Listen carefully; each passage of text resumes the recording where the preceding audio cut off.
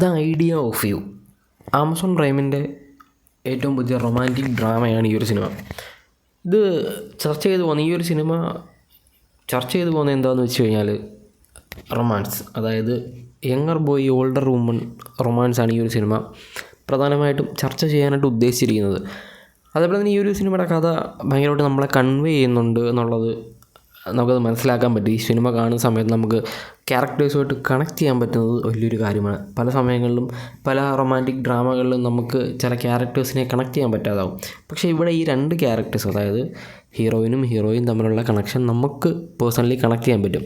Cinema പറയുന്നത് 40 വയസ്സുള്ള ഒരു സിംഗിൾ മോം ആയിട്ടുള്ള സെലൂൺ എന്ന് പറയുന്ന നായികയും 24 വയസ്സുള്ള ഹെയ്സ് ക്യാമ്പൽ എന്ന് പറയുന്ന ഓഗസ്റ്റ് മൂൺ എന്ന് പറയുന്ന ഒരു വലിയ ബാൻഡിൽ ലീഡ് സിംഗറായിട്ടുള്ള ഒരു ചെറുപ്പക്കാരൻ്റെയും പ്രണയമാണ്. അപ്പോൾ ഇവർ തമ്മിൽ ഭയങ്കര ആക്സിഡൻ്റലി ഡേറ്റിങ്ങിൽ പോകുന്നു. അതിനുശേഷം ഇവർ തമ്മിൽ പ്രണയത്തിലാകുന്നു. ആ ഒരു പ്രണയം എങ്ങനെ സൊസൈറ്റി അതിനെ കാണുന്നു, സോഷ്യൽ മീഡിയ അതിനെ എങ്ങനെ കാണുന്നു, അതൊക്കെയാണ് ഈ ഒരു സിനിമയിൽ അവർ പറയാൻ ഉദ്ദേശിച്ചിട്ടുള്ളത്. അതായത് പയ്യനേക്കാൾ പ്രായത്തിൽ മൂത്ത പെൺകുട്ടി ആയതുകൊണ്ട് അത് എന്തോ വലിയ തെറ്റാണ് എന്ന് കാണുന്നൊരു സൊസൈറ്റിയിലാണ് നമ്മൾ ജീവിക്കുന്നത്. അതാണ് ഇവിടെ പറയാൻ ഉദ്ദേശിക്കുന്നത്. അത് പ്രത്യേകിച്ച് ഒരു നല്ല ഏജ് കൂടിയ ഒരു സിംഗിൾ മോമായിട്ടുള്ള ഒരു സ്ത്രീ ആയതുകൊണ്ട് തന്നെ, അതും ഇത്ര വലിയ ഒരു ലീഡ് സിംഗർ, ഒരു വലിയ ബാൻഡിൻ്റെ ലീഡ് സിംഗർ, അതായത് സോഷ്യൽ മീഡിയയിൽ അറിയപ്പെടുന്ന അല്ലെങ്കിൽ സോഷ്യലി കുറച്ച് ആളുകൾ അറിയുന്ന ഒരു ചെറുപ്പക്കാരന് ഇങ്ങനൊരു റിലേഷൻഷിപ്പിലാവുമ്പം അതിന് കുറേയധികം തെറ്റിദ്ധാരണകളും ഗോസിപ്പുകളും ഒക്കെ വരാറുണ്ട്. പ്രത്യേകിച്ച് ഇവർ ഡേറ്റിങ്ങിന് പോകുന്ന സമയത്ത് യൂഷ്വലി പാപ്പരാസികളുണ്ട്. അവർ ഫോട്ടോ എടുക്കുന്നു, ഗോസിപ്പുകൾ എഴുതുന്നു. ഇവർ സീക്രട്ടായിട്ട് വെച്ചിരിക്കുന്ന ഒരു റിലേഷൻഷിപ്പിനെ അത് എങ്ങനെ പബ്ലിക് ആവുന്നു, അത് പബ്ലിക്കിൽ ലീക്കാവുന്നു, അത് ഈ സലൂൺ എന്ന് പറയുന്ന ക്യാരക്ടറിൻ്റെ ഫാമിലിയിൽ എങ്ങനെ ബാധിക്കുന്നു, സലൂണിൻ്റെ മകളെ എങ്ങനെ അത് ബാധിക്കുന്നു, സലൂണിൻ്റെ കരിയറിനെ അതെങ്ങനെ ബാധിക്കുന്നു, അതൊക്കെയാണ് ഈ ഒരു സിനിമയിൽ പറയുന്നത്. അത് കറക്റ്റായിട്ട് കൺവേ ചെയ്യുന്നുണ്ട് ഈ ഒരു സിനിമ. ഇതൊരു നോവലിൻ്റെ ലൈവ് ആക്ഷൻ അഡാപ്റ്റേഷനാണ്. ഇത് തിയേറ്റർ റിലീസായിരുന്നു. പക്ഷേ ഇന്ത്യയിൽ തിയേറ്റർ റിലീസ് ഇല്ലായിരുന്നു എനിക്ക് തോന്നുന്നത്. ഇന്ത്യയിൽ ഞാൻ എവിടെയും കണ്ടിട്ടില്ല. ഇപ്പം ആമസോൺ പ്രൈമിൽ ഈ ഒരു സിനിമ അവൈലബിൾ ആണ്. ഒരു വൺ ടൈം വാച്ചബിളായിട്ടുള്ള നല്ല രീതിയിൽ നായകനും തമ്മിലുള്ള കെമിസ്ട്രി ഉള്ള ഒരു സിനിമയാണ്. ഇതിൽ ആനി ഹാത്വേ ഉണ്ട്. അതാണ് ഈ ഒരു സിനിമയെ ഇത്രയധികം ബൂസ്റ്റ് ചെയ്യുന്നൊരു കാരണം. ആനി ഹാത്വേയുടെ ആ ഒരു ആക്ടിങ് നമുക്കറിയാവുന്നതാണ്, പല സിനിമകളും നമ്മൾ കണ്ടിട്ടുള്ളതാണ്. അപ്പം ആ ഒരു ക്യാരക്ടർ എന്താണോ പറയാൻ ഉദ്ദേശിക്കുന്നത് അത് കറക്റ്റായിട്ട് ചെയ്യാനായിട്ട് നായികയ്ക്ക് സാധിച്ചിട്ടുണ്ടോ എന്നുള്ളതാണ്. അപ്പം ഒരു 2 മണിക്കൂർ അല്ലെങ്കിൽ 1.5 മണിക്കൂറുള്ളൊരു സിനിമ നമുക്ക് ഒട്ടും ബോറടിക്കാതെ കാണാൻ പറ്റും. ഒട്ടും ലിറ്ററലി എവിടെയും ബോറിംഗ് ആയിട്ട് തോന്നില്ല. കാരണം അത്രയ്ക്ക് എൻഗേജിങ് ആയിട്ടാണ് ഈ ഒരു സിനിമയെ കൊണ്ടുപോകുന്നത്.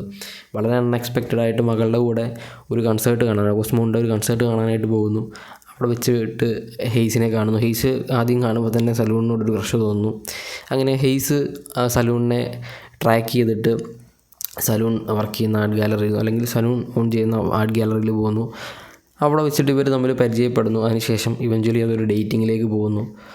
അങ്ങനെ ഹെയ്സ് സലൂണിനെ ഒരു ടൂറിന്, അതായത് ഹെയ്സ് പോകുന്ന ഒരു കൺസേർട്ട് ടൂറിന് വിളിക്കുന്നു. അങ്ങനെ അവിടെ പോകുന്നു. അതിനുശേഷം ഒരു സമയമാകുമ്പം പാപ്പരാസികൾ എങ്ങനെയായാലും ഇത് കണ്ടുപിടിക്കും. അത് അങ്ങനെ കണ്ടുപിടിക്കുന്നു.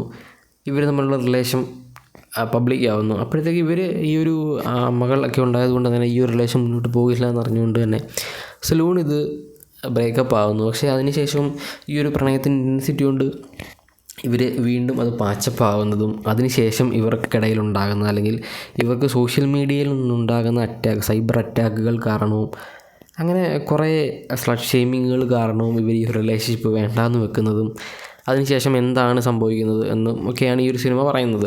അത് കറക്റ്റായിട്ട് വളരെ എക്സ്പ്ലെയിൻ ചെയ്ത് നമുക്കത് മനസ്സിലാകുന്ന രീതിയിൽ നമുക്കത് ഫീൽ ചെയ്യും. അതായത് ഒരു കഥ പറയുന്ന സമയത്ത് ആ ഒരു കഥ നമുക്ക് കണക്ട് ചെയ്യാൻ പറ്റിയെങ്കിലേ നമുക്ക് ആ ഒരു സിനിമയുമായിട്ട് ഒരു ആത്മബന്ധം ഉണ്ടാവുള്ളൂ. ആ ഒരു സാധനം ഈ ഒരു സിനിമയിലുണ്ട്. റൊമാൻറ്റിക് കോമഡി, റൊമാൻറ്റിക് ഡ്രാമ എന്നൊക്കെ പറഞ്ഞാലും ചിലത് ഹാപ്പി എൻഡിങ് ആയിരിക്കും, ചിലത് സാഡ് എൻഡിങ് ആയിരിക്കും. പക്ഷേ ഈ ഒരു സിനിമ ഹാപ്പി എൻഡിങ് ആയിട്ട് തന്നെയാണ് അവസാനിക്കുന്നത്.